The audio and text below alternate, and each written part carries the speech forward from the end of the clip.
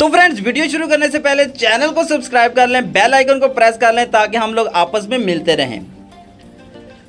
एक दफा एक सरदार का बच्चा स्कूल गया तो वो गलती से एक पाँव में लाल और एक पाँव में सफेद जूता पहन के चला गया। मास्टर साहब उसे देख के कहते हैं, ओ बलवंत सिंह, जा कार जा, तू गलती ना एक लाल ते एक चिट्टी जुत्ती पा आया है।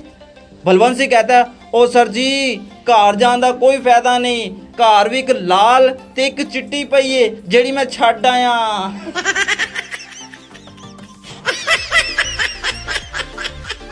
एक बूढ़े आदमी ने अपने पर्स में अदाकारा नीली की तस्वीर रखी हुई थी। इत्तेफाक से उसके बेटे ने देख ली। उसने कहा, वाह बाजी वाह, तुसी ते अपने पर्स च नीली दी तस्वीर रखी हुई है। बूढ़े ने कहा, पुत्र रखी ते तेरी मां दी सी, पई पई नीली हो गई।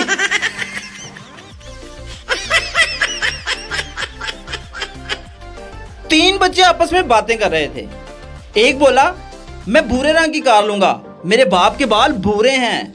दूसरा बोला, मैं काले रंग की कार लूंगा, मेरे बाप के बाल काले रंग के हैं। तीसरा सोच में पड़ गया और अचानक बोला, मैं बगैर छत के कार लूंगा, मेरा बाप गंजा है।